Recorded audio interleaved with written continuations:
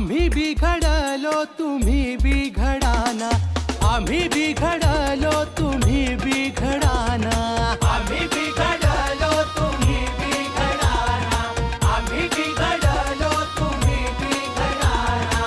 भास्कराच्या संगे थेंब बिघडला, थेंब बिघडला पर्जन्यची झाला. आम्ही बिघडलो तुम्ही बिघडाना, आम्ही बिघडलो तुम्ही बिघडाना.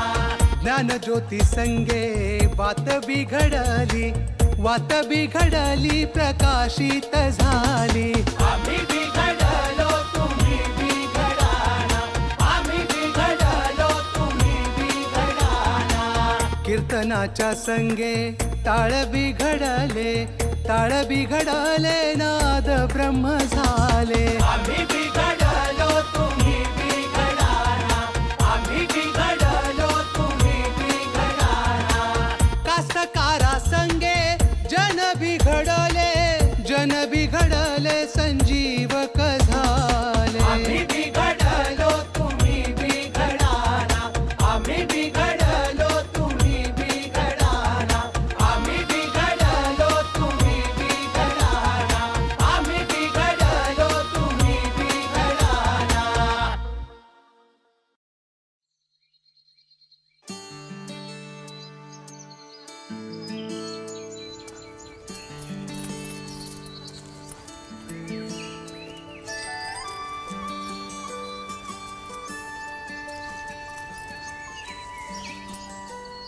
ए उजे थांब. का हो वहिनी? ये इकडं. मोठी आली कामाची. काय म्हणता? येतात. आज एकदम निवांत का? आता तू या डोळ्यासमोर काम करून राहिली का हो मी, आणि तू निवांत म्हणून राहिली मला? हा? आणि कष्ट करायच्या बायकोले निवांतपणा भेटते का? वावर सुटलं तरी चूल सुटते का? हा? तसं नाही म्हणून राहिली मी. दररोज इथून जाते तर साधं मानही वर करून पाहायला फुरसत नाही भेटत तुम्हाला.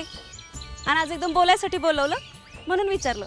का बा कामाचा भार कमी झाला असन? नाही तर जग्गू भाऊनी तुमच्याही वाटचं काम करून टाकलं असन. हो, तू हे जग्गू भाऊ माया वाटचं काम करते. त्यांनी त्याच्या वाटचं काम केलं तरी पोटभर झालं. आणि तू हे जग्गू भाऊ इथं काम करत बसतील तर गावभर बेल वाटाले कोण जाईल मग? हा? पण मनाचे एकदम चांगले तर जग्गू भाऊ. हा, मनाचे चांगले आहेत ना, पण मनाचे चांगले असून शेतातलं निंदन होते का माय? हा, त्याले हाताचे चांगले असं लागते. हा, आणि उजे तुला सांगतो मी, कास्तकाराची कास्तकारी चालते ना ती त्याच्या बायकोच्या जीवावर. ज्याची बायको कामाची त्यालाच शेती परवडते. हा, एक तरी संटा कास्तकार तू दाखव मला आपल्या गावात जो फायद्याची शेती करून राहिला. हा, पण वहिनी ताकदीची कामं तर बापेच करतात की नाही? हा, तेवढीच. आणि ती किती? 10तली 2.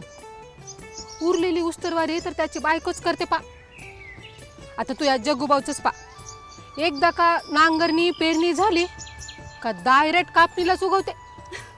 मधलं काही राहतच नाही त्याच्या डोसक्यात. हा, पण संजीवक शेतीची माहिती घ्याले नियमित येतात बरंच आवडीवर. नशीब माझं, ते का माझ्याच बोकांनी मारत होते. म्हणत होते तूही चल चावडीवर. आजकाल बाया बापे असं काही राहिलं नाही. ती उजी येते तर तुले काय झालं नाही यायला? मग बरोबर बोलून राहिले जग्गू भाऊ. बरोबरच बोलून राहिले. एकदा मी चावडीवर यायला लागलो की तू हे जग्गू भाऊ दुसरीकडे बेल वाटाले मोकळे. आणि मग काय, वावरात बी मीच, चावडीवर बी मीच, आणि घरी गेल्यावर चुलखंड हायच. हस हस माय तू. हा, लगीन झालं नाही ना तू? हा, एकदा बोवल्यावर चढ, मग मी पाहते कसं हसू येतं तुले तर. पण वहिनी मी बी कास्तकारीच नवरा करणार आहे. बाप्पा, मला आवडते शेती करायला. क्रिएटिव्ह वाटते, छान. आपण काहीतरी खुलवून राहिलो, काहीतरी मोठं काम करून राहिलो असं वाटते. मग शेती म्हणजे काय लहानसहान काम वाटलं का बाई? हा, समाजाला अन्न पुरवतो आपण. आणि नुसतं समाजालेच नाही काही, तर पशु पक्षी जनावर या समद्यालेच. हा, कित्येक खाते तर दुवा देते. पिकवणाऱ्याला माहित नाही खाणारा कोण आणि खाणाऱ्याने माहित नाही आपण कुणाला दुआ देऊन राहिलो ते. हा तरी हे चक्र चालूच राहते बरं. वहिनी किती चांगलं बोलून राहिलो, वाटतं ऐकतच राहावं. हा मी बोलून राहिली आणि तू ऐकून राहिली आणि मग हे तण कोण काढून येतात ना. हा तू आज जा का महाज जा. आज सरपंच या विषयावरच काहीतरी सांगणार आहेत चावडीवर. वहिनी चला ना तुम्ही बी ऐकायले. नाही तुमचं बी बरोबर राहते म्हणा, जग्गूभाऊ असते ना तिथं. हा हो चला मग येते मी. हा उजे एक विचारू का हो तुला? विचारा की. नाही पाहिजो रागाला येत असेल तर राहू दे. पप्पा आता तुम्हाला कधीपासून परमिशन घ्यायला लागून राहिली वहिनी? नाही म्हणलं विचारून टाकावं. आणि तुला तर मालूमच आहे मी काय इकडं तिकडं चोंबडेपणा करणारी बाई नाही. याले त्याला विचारण्यापरीस म्हणलं तुलाच विचारलेलं बरं राहील का नाही. हा मग असं आडून आडून कहाले विचारून राहता वहिनी? नाही माझं आणि सरपंचाचं का चालू आहे हे विचारायचं ना तुम्हाला. विचारा ना डायरेक्ट. मी का घाबरते का? कर नाही त्याला डर कशाले? तू हो ना ग काही मला का मालूम नाही तुझा स्वभाव. मा भरोसा आहे तुझ्यावर. पण लोक बोलून राहिले तर म्हणलं तिकडं आगीत तेल वतण्यापरीस तुलाच विचारलेलं बरं.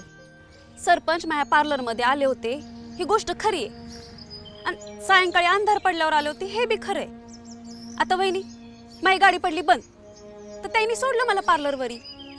ते याले का कोणाची बंदी आहे का? हा का आता मी कोणाच्या मागं बसाव हे बी गाव सांगणार मले. आणि असं जर गाव करणार असेल ना तर गाव आहे मी आहे. पाहून घेते एकेकाले. तसं नाही गौजे. तसं नाही तर कसं मग वहिनी? आता पार्लरवरी आलेले सरपंचाले चहा विचारू नये का मी? ही तर आपल्या गावची रीतच झाली का नाही? होय तर अनोळखी माणसाला बी चहा विचारतो आपण. आपल्या का मुंबई पुण्यासारखं राहते का? तिथं माणूस मेला तरी थांबून बघायला फुरसत नाही म्हणते. पण मग लोक कायले बोलून राहिले एवढे? लोकाले काय लागते बोलायसाठी? चावडीवर या. आजूबाजूच्या गावातले शेतकरी संजीविक शेती करू राहिले, स्वतःची प्रगती करू राहिले, त्याचे व्हिडिओ पहा, चर्चा करा. असं म्हणलं तर वेळ नाही म्हणते. ते सरपंच मेहनत करू करू चार चांगल्या गोष्टी सांगून राहिले ते नाही दिसत. आणि उज्ज्वलाच्या पार्लर मध्ये चहा प्यायले गेले ते दिसते. पण मग हे म्हणून राहिले होते का मिल्यानं बातमी पसरवली पाहिजे नको होती? उजे मला तर वाटलं मिल्यान तू आता पाटला होता. आणि हे कसले उद्योग मिल्याचे? तो मिला एक खुटी उपड धंदे करून फिरून राहिला. त्याला वाटते कमी ना त्याच्या गाडीवर बसा, पिक्चर मधल्यासारखं प्रेम करा. मी म्हणलं का लाईनी उभं राहिली का आपली? माझ्याशी लगीन करायचं असेल तर स्वतःच्या पायावर उभं राहा आणि येऊन भेटजो माझ्या बापाले. मग तर फाटली असन त्याची. माझ्या पार्लर मध्ये सरपंच आले तर त्याला आला राग. मी म्हणलं आला तर आला, असले फाटके मनाचा नवरा नाही पाहिजे आपल्याला.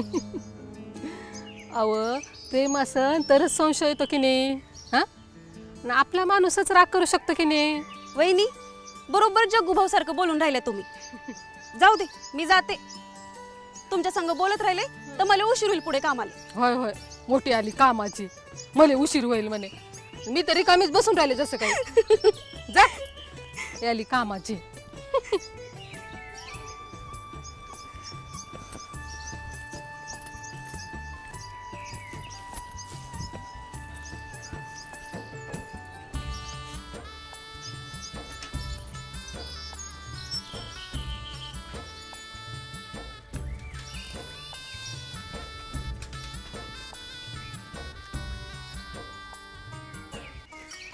अरे वा, आज तर जगू सगळ्यात आधी येऊन बसले. आज नाही बाई कुणी आग्रह केला का चहा पिऊन जाय? मग काय तात्या मिल्या नाही तर तुम्ही माहीच खेचून राहिल्या. मग कोणीतरी कोणाची खेचली पाहिजे का नाही? काय जग्गू भाऊ? हो म्हणजे तसं काही नाही, पण आयुष्याला चव येत नाही ना त्याच्याशिवाय. हे बरं आहे तुमचं. म्हणजे आमच्यापैकी कोणीतरी कोणाची तरी खेचली पाहिजे म्हणजे तुम्हाला चव येईल.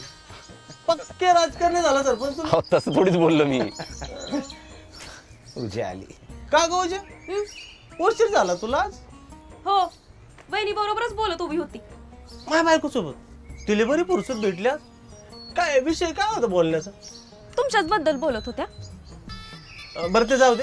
सरपंच, ते काय तणनाशकाचे व्हिडिओ लावणार होते तुम्ही, लावा ना पटकन. काय आता स्वतःवर शेकल्यावर कसा कल्टी मारून राहिला बघा. ती तर स्पेशालिटी येतात त्यांची. बरं चला, यावेळेस स्वावलंबी शेतीत तण नियंत्रण कसं करायचं याचे व्हिडिओ आपण बघणार आहोत. लावू का आता? अहो काय सरपंच, तुम्ही दर टायमाला विचारित राहता लावू का पटकन, लावू का पटकन. अहो लावा अर्जंट. गाय झाली तर लावा लावा लावा. हां, कुठल्याही शेती पद्धतीत तण नियंत्रण महत्त्वाचं असतं.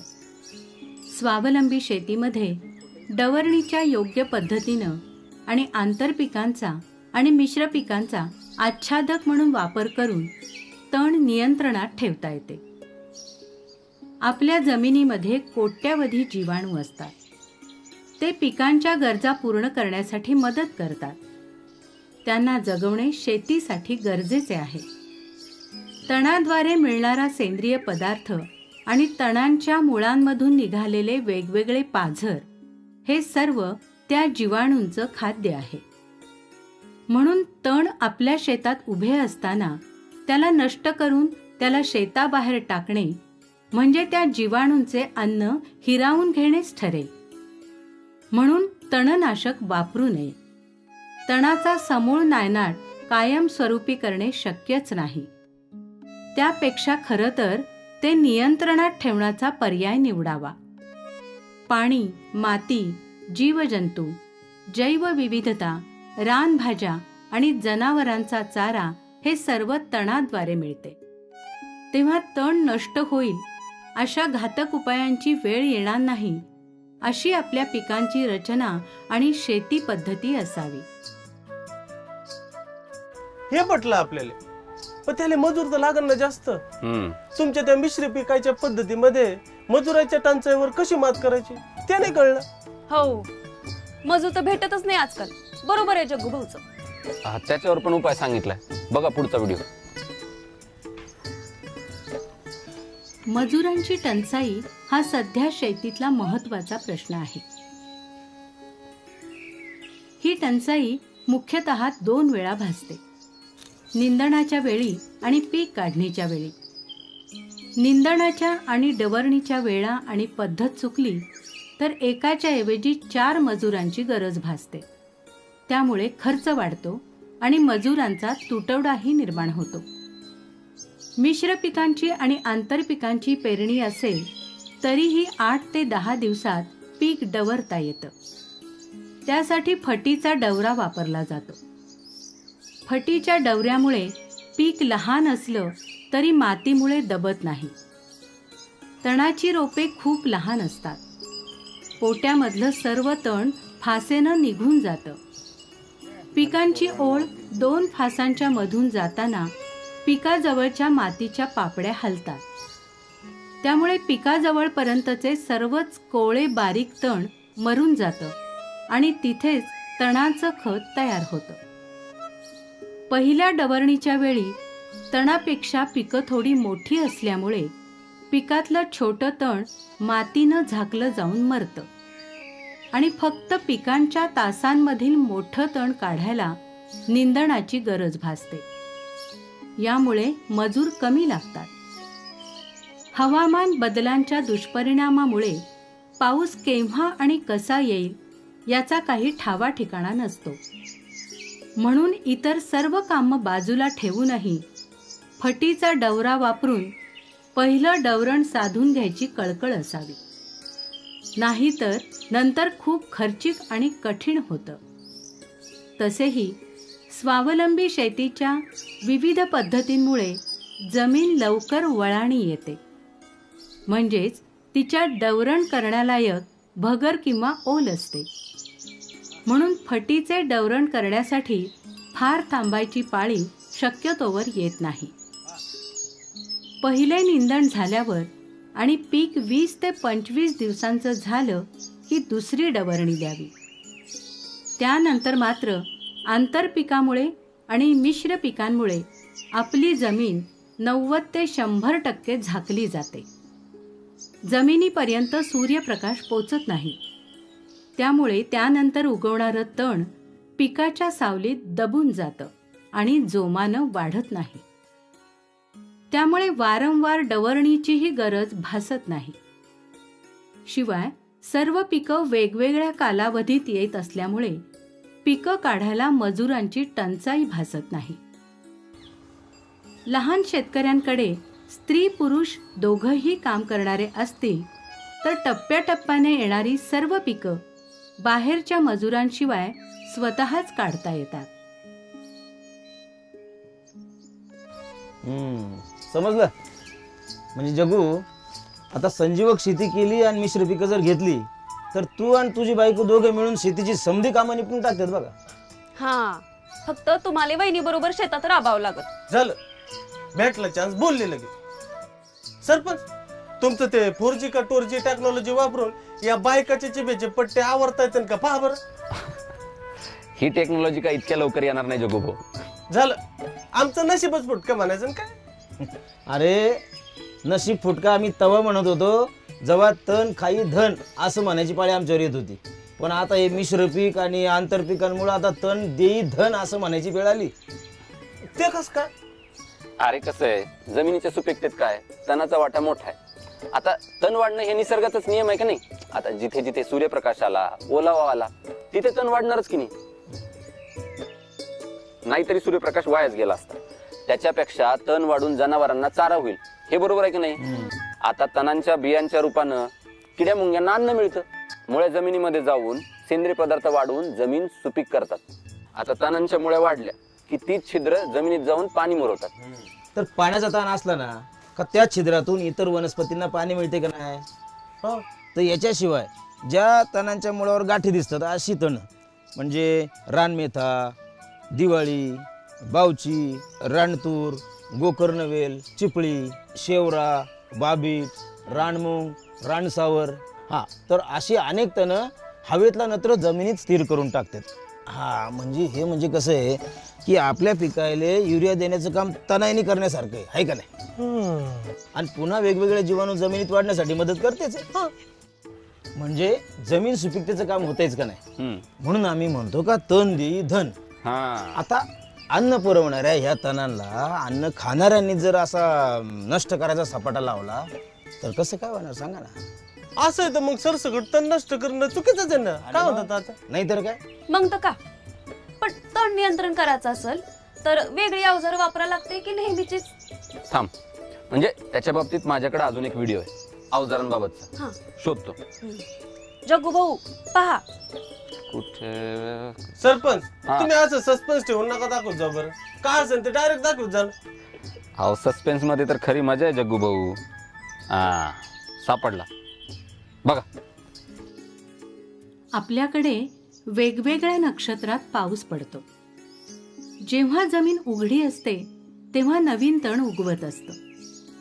असे तण नियंत्रित करावं लागतं. हे तंत्र समजण्यासाठी एक उदाहरण म्हणून कापूस हे पीक पाहूया. कापसाचे मुख्य पीक घेताना पेरणीनंतर पहिली डवरणी फटीच्या डवरण्याने द्यावी. बैलांचा डवरा धुऱ्यापर्यंत पोहोचला नाही तर तेवढा अडका सायकल डवरण्याने डवरून घ्यावा. निंदण करून घ्यावं.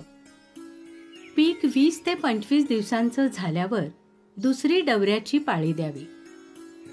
यावेळी भरगच्च आंतरपिकांमुळे जमीन पूर्ण झाकली जाते. यामुळे पुन्हा जोमानं तण वाढत नाही. ऑगस्ट किंवा सप्टेंबरच्या पहिल्या आठवड्यात आंतरपिकं निघतात.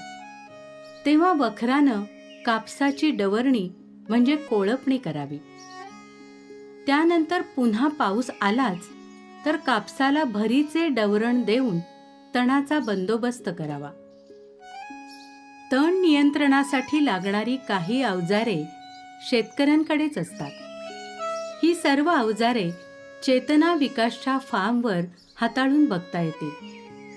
आपल्या भागात अशी अवजारे तयार मिळत असतील तर घेता येतील किंवा वर्कशॉपमध्ये जाऊन तयार करून घेता येतील. हे तर चांगलंच आहे ना. पण एखाद्या कास्तकाराला मिळालीच नाही अवजार तर त्यानं का करावं. याली तर निश्चित शंका असतात बरं का. हा विचार मी पण केला ना तात्या. म्हणून मग मी निरंजनाताईंना आणि अशोकजींना ह्याच्या बाबतीत विचारलं. का बाबा आम्हाला अशी अवजारं बनवता नाही आली तर आम्ही काय करायचं? मग त्याच्या बाबतीत तुम्ही काय करा की तुम्ही ज्यांच्याकडनं अवजारं बनवून घेतली का नाही आम्हाला त्यांचं काहीतरी सांगा ना, म्हणजे पत्ता बित्ता सांगा, मग आम्ही त्यांच्याकडे जातो आणि त्यांच्याकडनं बनवून घेतो ना. ते म्हणले काहून नाही, जरूर घ्या. झालं समाधान? झालं झालं झालं. आता हे जग्गूभाऊंचं समाधान झालं म्हणजे आजचा कार्यक्रम यशस्वी झाला बाबा. झाला.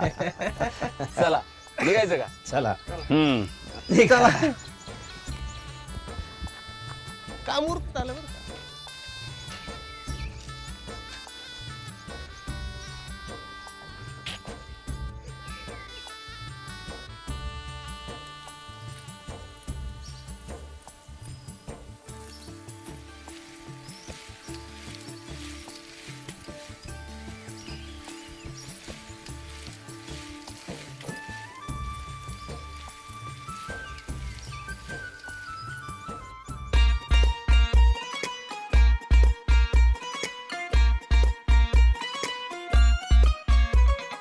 आम्ही बिघडलो तुम्ही बिघडाना, आम्ही बिघडलो तुम्ही बिघडाना, आम्ही बिघडलो तुम्ही बिघडाना, आम्ही बिघडलो तुम्ही बिघडाना. भास्कराच्या संगे थेंब बिघडला, थेंब बिघडला पर्जन्याची झाला. आम्ही बिघडलो तुम्ही बिघडाना, आम्ही बिघडलो तुम्ही बिघडाना. ज्ञान ज्योती संगे वात बिघडली, वात बिघडली प्रकाशित झाली. आम्ही बिघडलो तुम्ही बिघडाना, आम्ही बिघडलो तुम्ही बिघडाना. कीर्तनाच्या संगे टाळ बिघडले,